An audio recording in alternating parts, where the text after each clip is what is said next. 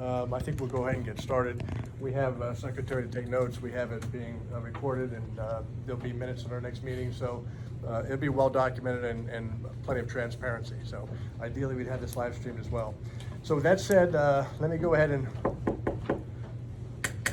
call this meeting of the Board of Supervisors Finance and Audit Committee meeting for December 6, 2022 to order. We have a quorum, I believe. There are 5 voting members. I think 1 voting member is no longer with us, so we have 4 voting members. And we have a quorum, so we can conduct business. On the agenda today, there's good news and bad news. There's always good news and bad news. The good news is the county is in the strongest financial position it's ever been in. And that's the good news. The bad news is there are forces conspiring against us to try to undo all of our good work, not the least of which is a possible recession pending, and we'll get into more of that later.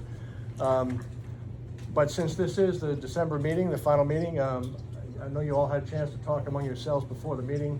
That will constitute as our Christmas party for this committee this year. I hope you enjoyed it. We are fiscally responsible, so now we'll talk about a couple of different things today. We've got our auditors here who are going to present. Let's see if I pronounce that differently. It's present. Going to give us a present. They're going to present or give us a present, one of the two, or both. And we're looking forward to that. And we hope there's only good news there, but we'll see. We're also going to, which will be the audit for our FY22 ended June 30th of this year budget. The audit of that budget, and there's no update at this meeting for our FY23, which is our current budget, because there's no quarter end that we just completed. The end of this month will be the quarter end, we'll report on that later. And then you've got the FY24 budget, which will starts with, the budget season starts in next month. So January through April will be our budget season for the FY24 budget. So this committee will be involved with some of the budget discussions for the coming budget. And then the last item is there's something at Goochland Elementary School, I think it's called GES. And evidently the school has found out that it's better to give than receive, and they're asking us to give them some more money. So, and the $15 million ask seems like the impossible, but that's what this county does before lunch, is the impossible. And they did time it well, because this is a season of miracles, so we'll see if we can't come up with a miracle. I'm running out of corny jokes, so we're gonna have to get down to business at some point here. None of this is in the minutes, right? No corny jokes. Okay, at least record widespread laughter and formality. Chair, I don't think you'll ever run out of corny jokes. Don't put that in there either. Is this being recorded? Okay. All right, let's get down to business, folks. Seriously, first up is a presentation of the fiscal year 22 annual comprehensive financial report by the county's external auditors. For some of those that have been on this committee for a while, you remember that we had a special board meeting the end of November to approve it prior to the end of November due date to the state of Virginia. With the change in state law, they've given us extra time, so this audit financial report is not due to the state until December 15th, I believe it is, December 15th. So there was no need for a special meeting. The ordinary course of meetings will be sufficient for us to get this in on time without an asterisk that says we've delivered it after the due date. So with that said, Mr. Garber from PB Maris, would you like to walk us through your presentation? I would, Mr. Chairman, and anytime the auditors are present, it is a present. I'll follow your coattails. You have several documents in front of you. You have a copy hot off the presses of your annual comprehensive financial report. I'm not going to flip through this page by page. You have a copy of our required audit communications with you and to this committee. And again, I'm not going to go through that, but I would ask that you spend a little time just looking through that document. I will use my handout that pretty much summarizes a lot of the work we've done, and the results of the audit, and everything that is in those 2 documents. So just starting with the overall audit results for the County of Goochland, we issued an unmodified opinion on the financial statements, so that's wonderful. That's the opinion you're looking for. That means we had no reason to modify our opinion. That's how you define unmodified, is we didn't modify in the world of accounting. But no longer unqualified. No underqualified, because we didn't have to qualify. That's correct. We also issued reports for the OMB compliance uniform guidance on your single audit. I'll talk a little bit more about that in a second. And on internal controls and compliance in general.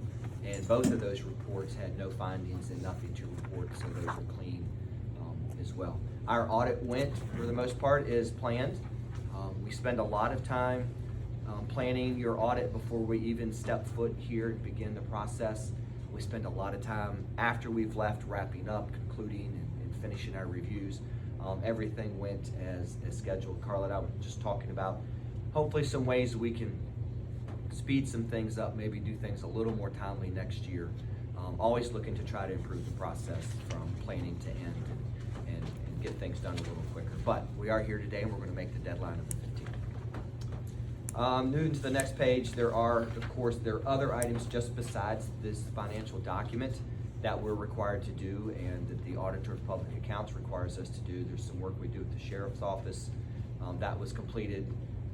We also have to do the APA transmittal form, which takes this document and regurgitates it into a form that they want with the same numbers in a different format. That's due by the 15th. If it's not in, it will be by the 15th, so we don't get that asterisk. We do lots of VRS examination reports for the county as well as the schools. Those have been completed and submitted. There were no issues there. We have to do some landfill work and certification on the closure and post-closure liabilities, and that will be completed. And then the data collection form is a summary of the single audit work that goes to the clearinghouse. And we will have, I think, usually you have 30 days to get that finished, but there is a waiver out there because of them getting guidance out late. We have 6 months. However, we're gonna get that done in 30 days because we'd like to be done. So those things, some of them are finished, some of them are still in process, but we'll meet all the due dates on those items. Just talking about some of the key judgments and estimates that we use in the financials. We've gone over these before. Capital assets, under that first line there though, you'll see something new called right to use assets, otherwise known as leases. But heaven forbid we use the word lease that we've all known for 30, 40 years. Let's call it something different. We can call it right to use assets. And so those are an estimate, just like depreciation, amortization. We have to use different interest rates, things of that nature to calculate our receivable and our liabilities there. Doubtful accounts, retirement benefits, landfill closure, investments, things of that nature are all some type of estimate. And of course, as I just talked about, we did implement GASB 87 this year, leases. It really did not have a significant, too big of an impact on your financial statements. I really don't think if you look through the financial statements and you start at the very first one called the entity-wide, you will see some new lines for lease receivable, deferred revenues, and some lease liabilities in there. But again, not a significant amount. And that GASB, just for those maybe unfamiliar, that GASB requires us to capitalize operating leases. Correct. So yes, new standard. Previously, if it was a capital lease, we already had it on the books in our capital assets and the liability. Operating leases were not capitalized and put on the balance sheets. Now every lease that's more than 12 months longer is put into the financial statements. We no longer have capital versus operating. It's just a lease or a right to use asset.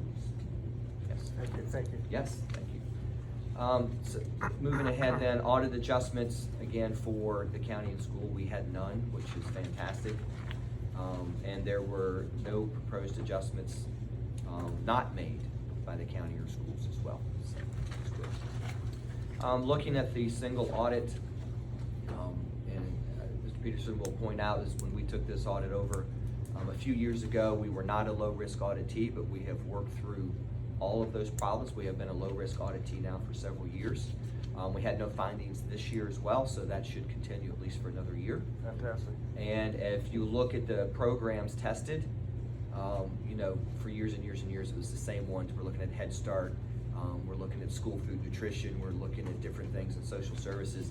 When now with all of the COVID money and ARPA money, every one of these programs had to do with all of the extra funds that were handed out over the last couple years, and so that really took up all of the single audit work this year, and we had no findings when we looked at any of those funds. That's great. And just for those that, again, that may be new to the committee, high risk versus low risk, higher risk they do a more extensive sampling. Instead of 10 to 15%, they might do 25, 30%. I don't want to put percentages to it, but the idea is you'd have to do a deeper dive every year if you're a high risk. It takes more time, more effort, more expense. And so being a low risk audit means that there's some element of trust that we're doing the right things and they don't have to sample quite as heavily.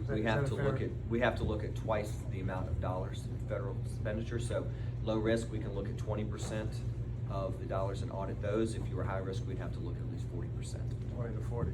So it doubles. But we are low risk, that's good news, thank you. Yes, sir. And it takes a couple of years to get out of that box once you're in that penalty box. It does. right? Once you have it takes 2 years in a row of clean reports before you can come back to a low risk. It takes about 3 years to get out. So it takes about Good. 3 years. Good, thank you. Yes, sir. Just some other auditor required communication. Again, we follow what's known as the Yellow Book or Government Auditing Standards to complete our audits. We follow the APA's guidance. We follow the uniform guidance that deals with federal dollars. Accounting policies, you know, the entity is responsible for adopting accounting policies, procedures, things that are in place. So again, that's management's responsibility to do that. We come in and look at it, we test it, we make recommendations as we see fit. Sometimes those recommendations require too many dollars, too many people to do. But again, sometimes we see things offer any type of assistance if necessary. Turning to page, disagreements with management. There were none that we encountered at all within our audit. No significant issues or difficulties at all performing our procedures. And of course, I think in this document, I have written here a copy of the arrangement letter and the representation letter, but I believe we're down to just including a copy of the representation letter in this document. So you can see what management represented to us at the end of the audit. Just a few other items to go over. Whenever time you see that bullet point that says fraud and illegal acts, it always draws your attention, but you need to look to the right where it says we did inquiries, we did some observations, we didn't see anything. Doesn't mean something wasn't there, but everything that we looked at, things we tested, inquiries that were made, we did not discover anything we thought needed to be reported. Okay. So, and of course, independence at all times is maintained with myself, our team. Anybody that has to do with PB mayors, we make sure that we stay completely independent of the county or any of its component units as well to make sure we can render an unmodified depending on the audit. And with that, I don't have anything else here on this document. I think the two areas that were new this year, one were the leases that we talked about. Another area that it's not new, well, we're almost 6 months into this fiscal year, so the sooner we start that process, the better. So, enjoy Christmas. Come back, start Lisa County. Now, does the schools lease the broadband hockey pucks that we used to distribute? Is that the right term? You guys lease those? So those are Kajiks. Those are our hotspots. Okay. Are those leased? Those are, no, it's just Okay. we actually bought the devices and then it may fall into the software But you have to lease. look at it. Right, so the physical devices are owned by us, but the software to run them is leased. But it's an annual lease, so I'm hoping it falls off the radar. That's what Carla and I will be exploring soon, is what we have to look for, and we're not totally clear on that yet. We're trying to simplify your life by once we distribute broadband to the home throughout the county, you can one less lease to capitalize. Try fishing for a way to simplify your. We'll take it. Yes. Okay, well, if there's no other questions, I can appreciate that. You can either stay through the rest of our business meeting or adjourn and grab a bite or use the restroom if you need to Thank you. go to the next presentation. Thanks, Mike. Thanks, Mike. Appreciate it. We'll see you in a minute. Okay, that was the first item on the agenda. Well, actually, we missed the first item on the agenda, which is approved minutes from our last meeting. Those were distributed in advance. You've all had a chance to read them. Are there any additions, deletions, or corrections to the minutes from our last meeting? Seeing none, I'll entertain a motion to approve the minutes. So moved. Do we have a second? Second. It's moved and seconded. All in favor signify by saying aye. Aye. Any opposed, nay. Any abstentions? Okay, motion is passed, the minutes are approved. Now we're back on track. Next item was the financial audit, we just went through that already. No update on the current year, although I guess the lights are still on and the heating and air conditioning still works, so I guess our bills are being paid. I believe we're still running slightly ahead of schedule this year, which is good news, thanks to our conservative budgeting. And then the next year's budget cycle has already been some preliminary meetings, officially kicks off, I guess, in January through April, and that's going to require some thought this year versus prior years where it was just 5% drift higher. We've got 3 or 4 or 5 shifting underlying trends. We know that we're going through the appraisal this year, which we do once a year. We send out bills twice a year, but we do appraisals once a year. That means all of the properties in the county, their appraisals are stale by 12 months. And we know what happened over the last 12 months with inflation and prices of homes and that kind of thing. So we don't know exactly where that's going to come in, but the drift over the previous 12 months seemed to have been higher. The drift over the next 12 months may be a little different. So there's maybe a pivot in there somewhere, and we need to think about how that might affect the audit.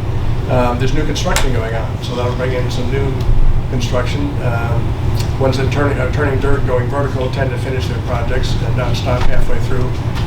So there'll be some follow through on some of the new construction that'll bring on some new properties as well.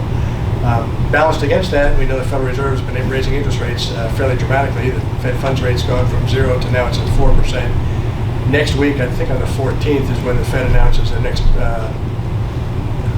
change. The markets are pricing in a 50 basis point or a 0.5% increase from 4 to 4.5. And the terminal rate right now, they're thinking, is maybe around 5 to 5.25, something like that. So it'll be a follow through this year and in early next year. At least that's the market's expectation. So what that does to mortgage rates and the borrowing to buy a car or borrowing for personal loans or to start a business, it puts pressure on all that. So offsetting those trends of follow through on construction and reassessing, we've got the potential of a possible recession triggered by higher interest rates and higher mortgage rates next year, which may depress prices of vehicles and homes. So you've got winds at our back and in our face at the same time. So it's going to require a little more thought than previous years and a little more debate and deliberation. And how all that's going to net out and shake out is anybody's guess. As you know, in this FY24 budget, it includes June of 24, and this is December of 22, and trying to project and look into the spring of a year from now, 2 years out, is a little challenging to say the least. But as I said, this county does the impossible before lunch, and so we'll figure it out. The other thing I'll mention on that is the Board of Supervisors in the past has demonstrated the ability and willingness to be nimble and flexible on budgeting, and that when 2020 pandemic hit, we had adopted our budget. A month or 2 later, we cut expenses 8% across the board in reaction to the shutdown of the economy. Except for public safety, we didn't want to endanger the citizens. But so I'm not suggesting that kind of thing, but what I am saying is that if we adopt a budget and then halfway through it looks like things are changing a little bit, either for the better or for the worse, the board has demonstrated willingness and ability to adjust to new information as it comes in. Any thoughts or questions on FY22 audit, FY23 current, or FY24 next, or FY25, or FY26? Any thoughts or questions by the committee on any of that? Okay. All right. If you want to know where interest rates are headed longer term, the Federal Reserve does publish what they call dot plots. If you Google search Federal Reserve dot plots, it shows how all the open market committee members that vote on setting interest rates, where they think they would be if they had to vote today. Changes every meeting, changes daily and weekly, but if they sat down today, they publish these dot plots. And what you'll see is a follow-through increase this year, some increase early next year, stabilization to balance of next year, and then 24 and 25 start cutting rates back down to about 2% by the end of 25. Our long-term plan called for us issuing $50 million this year, tackling 2 or 3 major projects, completing those projects by 24 and 25 when rates are back down to 2%, borrow the other 50 and off we go with the courthouse and a few other capital projects. That was the long-term plan. It seems to be supported by what the Federal Reserve is telling the markets right now. I don't know if anybody else has a different read on that, but that's kind of where I take, if if you're going to do some homework into where things are headed, let the federal government tell us what they plan to do, because they generally do what they set out to do. So, any other thoughts or comments on that? Okay, the only other thing I wanted to chat about just initially at this meeting under new business is the GES school and any update on discussions we've had. The GES elementary school, as most folks know, some don't, started about 2 years ago. I think it was a sunny Tuesday. And we started to prepare for the eventuality that we might have some debt capacity from paying off in the high school, middle school, that we could possibly redraw and reuse without destabilizing the finances and still being fiscally responsible. So we had to go seek the court's permission to put something on the ballot called referendum to get permission from the citizens as the first step. And that process started about 2 years ago. It was the spring of 21, I guess. And we got permission from the judge to put it on the ballot. We drafted referendum. We did a citizen education process. Took most of the year, and by November of, not this year, but last year, by November of last year, a referendum was put to the ballot asking citizens if we could spend just shy of $100 million to do a number of capital projects. And citizens voted overwhelmingly, I think 85% in favor, and said, yes, if you think you can do this in a fiscally responsible way without raising taxes or raiding the rainy day fund, go forward and conquer. And so with that permission in hand, last November, a couple of months later in February, we went ahead and tapped the capital markets for a $50 million bond issue at a little over 2% interest, and timed it really well, because since then rates have done nothing but go straight up. At 2% interest, $50 million, that's $1 million a year of interest. In today's environment, it's probably more like 4.5, maybe higher. That would be $2.5 million in interest. You got 4% on 50 would be $2 million, so a little over $2.5 million. That would be another $1.5 million on budget of debt service, and that would put a lot more pressure on our ratios and take us up maybe above our targets. So by timing the market in last February, we got that $50 million in and locked it in at a very low interest rate, and rates have like doubled since then. So we had the permission to spend 100, a little less.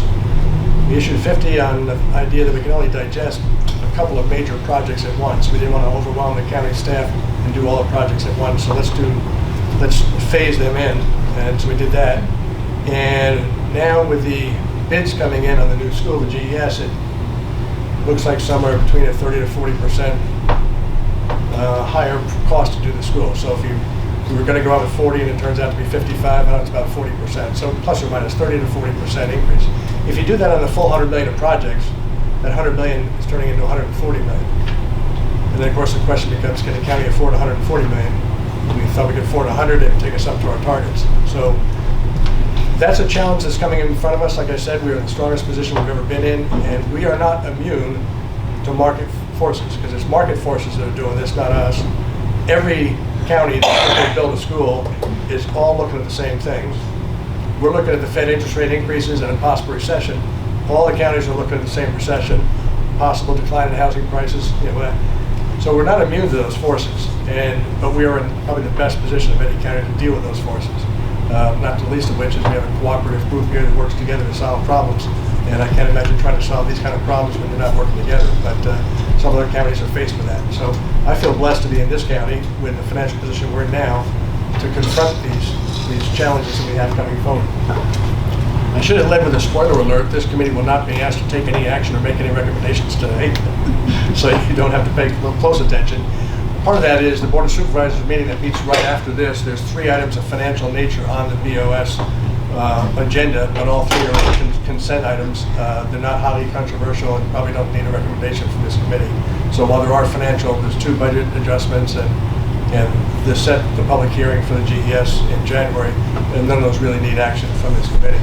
So there are no actions required or recommendations. So a lot of this is just covering ground and preparing for what's coming. To get your creative juices thinking, because this is the season of miracles when we need to somehow solve these problems in a fiscally responsible way and come out the other side and honor the citizens and their interests and do the best for the county and still figure out a way to get all this done. There's the emotional side, and then there's the reality. And the emotional side says, I'd love to do everything. And the practical side says, okay, well, if that's the case, how are we going to do that? There are discussions about how to squeeze the 15 million shortfall into on budget, because external sources, if markets are closed, we really can't access external. It becomes internal for us to solve ourselves. If that's the case, we will explore all options. But if that's the case, where do we find 15 million room in whose budget? The police, the fire, the sheriff, the schools, the county. Where do you find 15 million between the seat cushions? But that's the challenge in front of us. If you have any thoughts or ideas in between meetings, feel free to contact any voting member of this committee, and we'll share thoughts. In the meantime, there are a series of ongoing meetings to either brainstorm or brain mist some of this, and at least get some kind of action going. So, but again, this is the brain trust of the group. If you have ideas, no one has a monopoly on all the best ideas. So, any and all ideas are welcome. Let me pause for just a second. Thoughts, ideas, if the schools want to give an update on where things stand, or the county administrator, or just want to wait and see, that's fine too. Mr. Chairman, if I may. Yes, sir. Just an update that came in this morning, and it's just an additional cost comparison, so nothing fancy, but there was a middle school that was recently bid in Loudoun County, different construction market, but it's just data.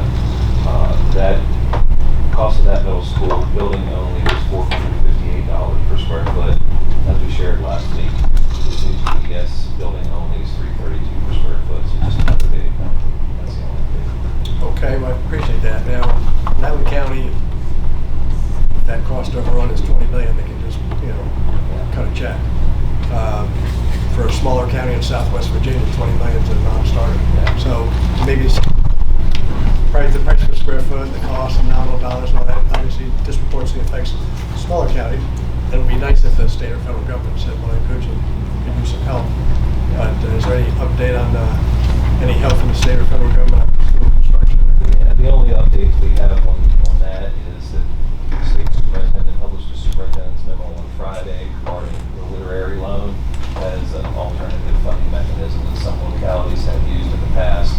And it appears the way that we're interpreting that memo is that there is a window of opportunity if localities would want to access those resources from December to February. It would take resolution by both the school board and the board of supervisors to apply and access those resources. It looks like right now it's a fixed rate of 3.24%. That's the way that we're interpreting it right now, but that is a potential opportunity. And then also following the discussion last Tuesday regarding the 60-day time frame for bid prices, we did contact the apparent low bidder, Shockey, and asked them what sort of impact there may be if there was a delay in the project of an additional 30 days. And the response we received back from them was the 30-day delay in the project window really impacts some of the critical pathways related to procurement, most notably some electrical equipment that is now on a 14-month delay. So any delay of 30 days would potentially impact the potential for opening the school in an August 24 time frame. And then we also asked them about any potential cost implications of the delay, and they are expecting that their subcontractors are going to be asking for an increase in price as a result of the 30-day delay. So just some additional intel as a follow-up from Tuesday's meeting. Okay, thank you for that. I think in one of the presentations to the board, you mentioned some of the things that schools were doing to try to prepare for this as well. There was some of the carryover allocation. There was, and then one of them mentioned the possibility of a grant of $1.2 million. Is that off the table, or is that no longer? Yeah, the Commonwealth is sitting on a significant pot of money for construction grants, and it's, I may need your help here. I think it's approximately $450 million in money that the state has. And so the State Board of Education right now is looking at rules and how you can access that. And there are different criteria and different point systems. You get X amount of points for being shovel ready, you get X amount of points for your composite index, you get X amount of points for how much fiscal stress your locality is under, and we've run an initial analysis of our potential application and whether or not it would be viable. And our initial analysis is that we would not earn enough points to be able to qualify. And it could be significant if we would qualify, because some of the thresholds are 10%. So 10, which would mean maybe $5 million for our locality. So that would be a great opportunity. That is grant funds, that's one time, that's no payback, that would be, but it does not look like initially with the parameters that the Board of Education is considering in Richmond that we would qualify. So we'd have to screw up our financials to qualify? Unfortunately, Or can you change the qualifications? Like, Well, is there pressure? potentially we could advocate for changing those qualifications. It's my understanding that there are multiple localities similar to us that are advocating for those changes. It is not a done deal yet, but advocacy may have an impact. So is there a potential for a path forward to explore that route, and can you partner with some folks to do that, or I think, how that works? So that is my understanding, that is a Board of Education decision at this point in time. It's not a legislative decision. Legislators gave the board some initial parameters to operate under, and the board is finalizing some of those details. So it would be conversations with the individual board members in Richmond who would be voting on that.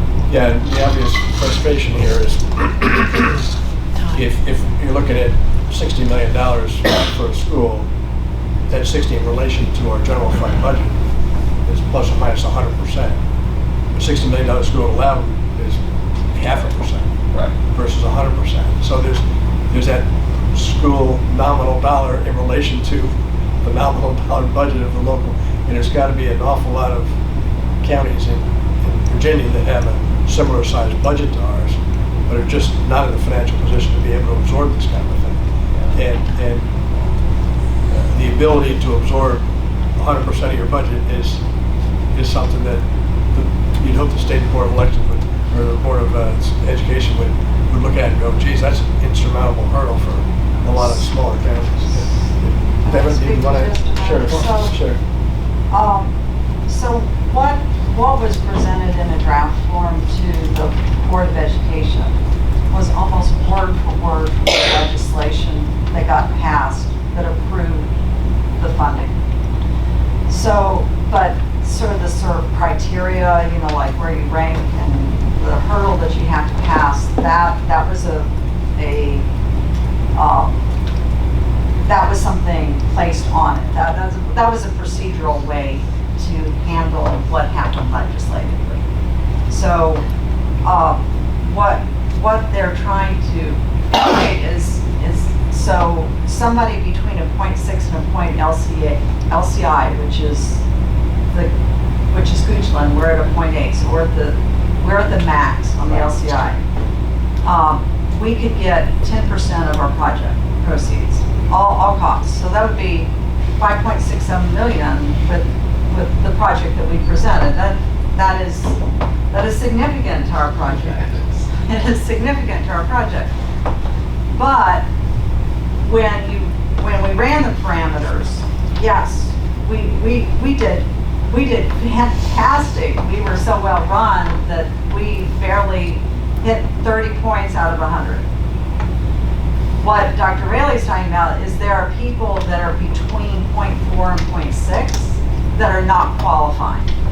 So they would get 20% of their project funded, and they're going like, we've demonstrated a need just by our LCI, so why can't we pass that hurdle to get over 65 points out of 100? So I think they probably have more of a leg to stand on because they've already demonstrated a need since their LCI is showing that they have a need. That LCI, I could call it the composite index, but it's the 0.8 that we are. There's only 5 counties that have a 0.8. We're one of those. That assumes that a small rural jurisdiction like ours should have hardly any state subsidy versus Henrico and Chesterfield, large wealthy counties, should have a lot more state subsidy. It assumes that that's the right way to go.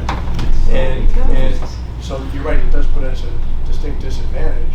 Right. But then sure. should. I mean, so I get where the calculations are and all that, and There's still opportunities for advocacy. The gavel hasn't Right. gone down the vote, and so that would be you can certainly.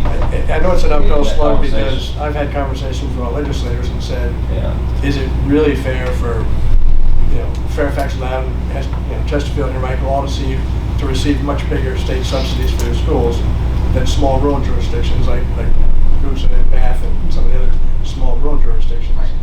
And they've said, well, I can propose drop legislation and advocate for it, and the vote will be 90-5 against, because the 90 would have to share with the 5 that have the 0.8 LCI or composite index. So Local composite index is the LCI. okay, sorry, local but- composite, all right, Yeah. there you go. So that LCI, the 90 that have less than 0.8 and get a greater subsidy would all vote not to share their subsidy with the small rural struggling district. So as a consequence, we basically have to pay for almost all of our schools and almost all of our construction out of small rural jurisdiction. And that is, it just seems like there's something wrong with the formulas there or something. But, okay. I go to John. I just- I'll come right back to you. No, I have a question for About the the rally? mulch. There you go. So 2 points I would make is you mentioned shovel ready. We've got appropriated funds for this project already.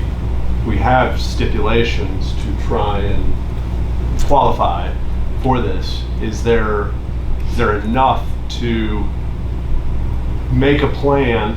Because, sorry, and I'm going to dovetail a second point in. We got to remember we have appropriated funds. The gap, the shortfall is a tail. I want to keep on using that term. It is something that we could structure to be at the end, at the back end, while very capable people are looking for comprehensive solutions to this. Is there a way that preparing the site, doing those things, shovel ready was the term that caught my ear. It might be just 1 point and it doesn't move the needle enough, but have you looked at it as, if we go along the path, maybe we do open up, maybe our composite index changes. And then secondly, I do want to be on the record that if we look at this financing gap as a tail, we have time, we have sound minds, we have solutions to be found. And solutions also, that's another thing, solutions that might not bear interest until a dime is drawn. That's actually the hardest part to me with bond financing, is we're bearing interest on funds that are unspent right now. And maybe that solution is a blessing. It's never a blessing to spend more, but maybe that solution not bearing interest for a time being is gets that combined rate to a spot where we want to be. I mean, I think if we can look at a blended rate still under 3.5%, combining the vast majority of the funds from a 2%-ish bond, and I know higher interest rate, but smaller amount later bearing of the interest, we can do that math and still look at taxpayers and say, all-in blended rate of X is still fiscally prudent. So I'm just throwing that out there. So is there anything that can be done? I guess that was making my comments, but also asking the question, is there anything that can be done that might work with the system? I'm not going to use certain terms on the record, but work with the system and the parameters in place for the county to try and extract these dollars. Yeah, I guess, speaking on behalf of the school division, we want to work together with everybody who's going to make the decisions on this. And I'm an old PE teacher, so I know what I know. I don't know what the answers are. We want to work together to find the answers, whatever they may be. And so certainly happy to provide additional information, make phone calls, do whatever may need to happen in order to work together to see where this project ultimately goes. The only last bit of info intel I had to share was that there was one bidder on the Loudoun County project. So we're fortunate that we had 4 bidders on our project. And so that's a positive that we had a lot of interest in our project. I think ultimately drove prices as competitive as they could be in this market. So the fact that they had one certainly maybe impacting that price for them. Yeah, very well attended school meetings up there, don't they? We did have one other piece of intel that would indicate that if we were to decline the bids, for example, and wait another year and seek bids, because really after the 60 days, we have to throw out the bid. So,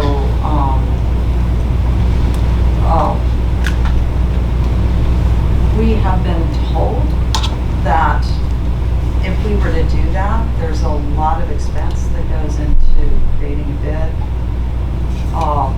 And we have this excellent response. As you know, the county has had struggled with the quality of the contractors that are bidding in Goochland. We went through a pre-qualified process. We had 8 super candidates. We were extremely pleased with that response. 8 people that wanted to work in Goochland and provided the paperwork, all the financials, et cetera, that we needed. We had 6 contractors that were engaged all the way through the bid process. We had 5 show up on bid opening day, only 4 submitted. But what we've been told is that if we decide to delay this project, we will not have the same type of pool. And that's worrisome because we don't want to be in a position like Northampton, where they only had 1 bid come through and it was extraordinarily high. And we love the fact that we had such good competition. We had 4 very good quality contractors that bid on the project, and the low bid was just top quality. So that is our concern, is that the reputation of the schools, or perhaps Richland County, could be affected by delay because of the amount of effort that our contractors had to do to create this bid. Okay, yes, we're going to do next. Let me just summarize for a second what I've heard so far, and then we'll give you a band. I don't know why everybody's surprised that people want to do business with Goochland. we put the $50 million out. 11 different banks bid for the entire issue. It was a food fight for our bonds. People love Goochland, so I don't know why you're so payment. But so there are some what I'll call soft, qualitative, emotional things swirling around, kind of emotional commitments and that kind of. And then there's the blended interest rate. What can the interest rate be? The qualitative and soft side of this thing, and then the blended interest rate, at some point come back to affordability and our ratios and the percent of budget that goes to debt service, and can we afford 140 million when we thought we could afford 100?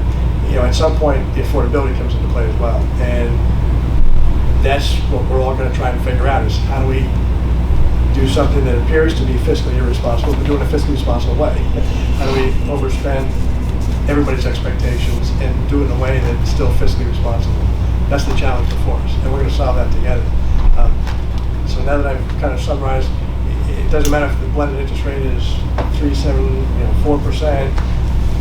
If that interest rate takes us above our targets, and we lose the AAA, that's really, so that's where this committee, the role of the functions committee, is to the intersection of all of those things. I want to do it. I really, really want to do it. We need it. It's a good idea. Both boards have voted in favor of it and supported it all along. They got us to this place. It's the right interest rate environment. It's the right construction environment. Can we afford it? What will happen to the AAA? What will happen to the on budget, for the operating budget for both the schools and fire rescue and the county. This is the intersection of all those concerns. Everybody comes to this meeting with, well, I don't have any room in my budget, so don't look at me.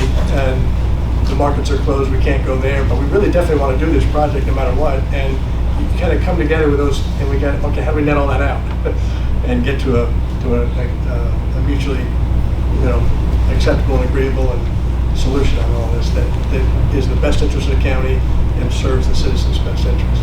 This is the intersection of all those ideas. So everyone should feel free to voice their thoughts and opinions and ideas on all this. Yes, sir. Thank you, Mr. Chair. Just a couple of things.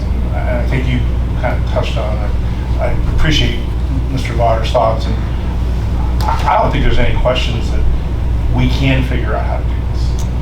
The question I am struggling with is, should we figure out how to do this? And it kind of goes to what you're talking about. Is this the right price tag, right? I'll be honest, I've never heard, again, I've been doing this that long, but I've never heard that Gucci has a problem getting qualified bidders. I'm wondering, folks in the construction around us think that maybe there's stories that I'm not aware of.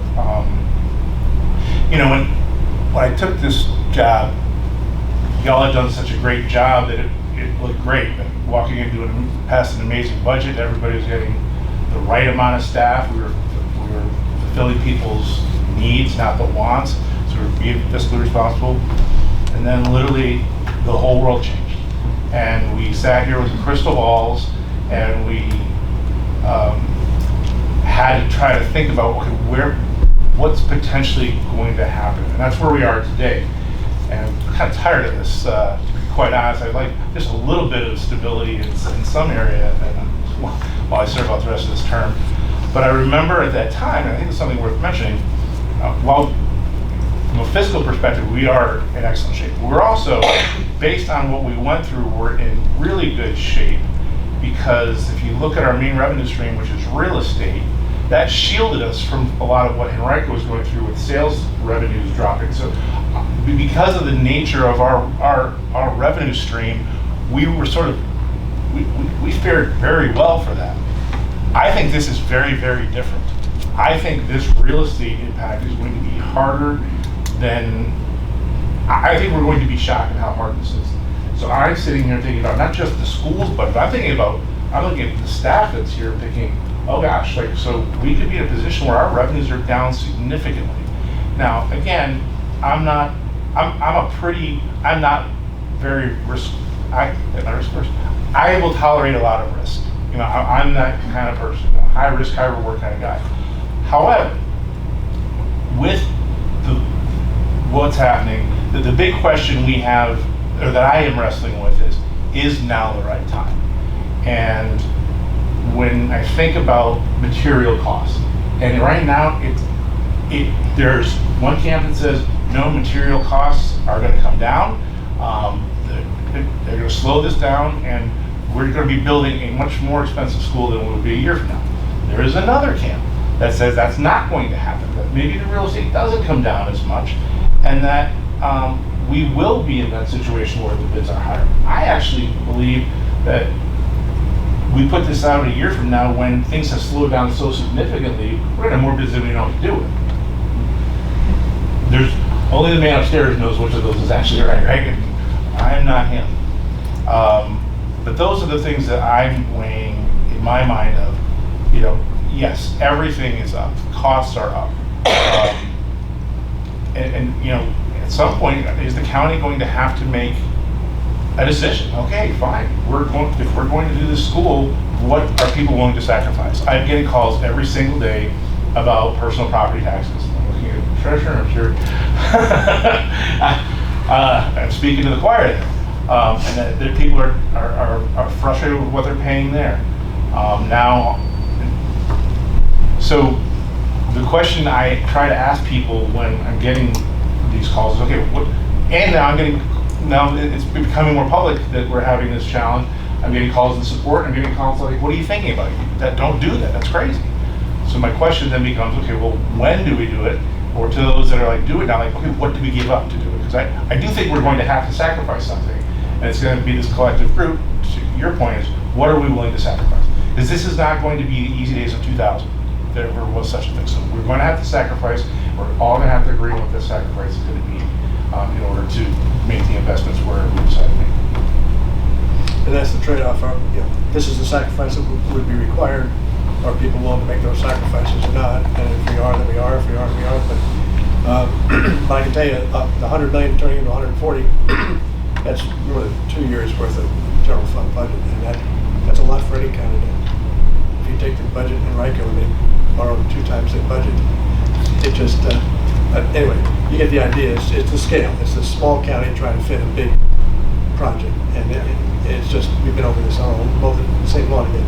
But to your point, I mean, you raised a good point about the 24 budget coming up.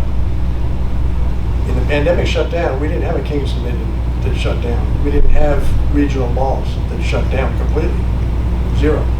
We didn't have reliance on those kinds of events, public event. We had cars and houses and a little bit of commercial. And so the restaurants figured out ways to stay open and pick up and deliver and stuff instead. But so we were not, we weren't spared. We were not immune, but it was just kind of a door ding and not a major crisis. So, but going forward, it's a little different. But higher mortgage rates, that's going to affect all residential, and that's where a big part of our money comes from. Right. So there's budget implications as far as how much interest you can afford, how much debt you can afford. So the question I get around this is, okay, so you want me to increase revenues for this? Do we do more dense housing? So you're saying you need a school? Are we going to get more housing? We've got 2 studies going on now, and I think this, we hear loud and clear what the citizens are saying about the density concerns. So it's and the board gets to wrestle with, okay, we've got the children in public education, we've got your house is burning, fire rescue, and we've got a burglar in your house, 911 sheriff's department. Which one's your favorite child? It's that kind of thing. You can't answer that question because there is no favorite. You look for gaps in service and provide excellent service across the board, and then try to fund that in a responsible way. Still got a few more minutes. Thoughts or comments or anything at this point? I mean, still preliminary. All ideas are on the table. We're relying on this group to solve this and decide here's the sacrifices. Do we want to make them or not? Is this the right time or not? And then we'll figure out later. Now, I have asked to have this committee convene again in January. So on the agenda at the bottom it says we're going to adjourn until February. There'll be a January meeting because the January Board of Supervisors meeting that follows our meeting would have the public hearing of the GES situation, so the elementary school.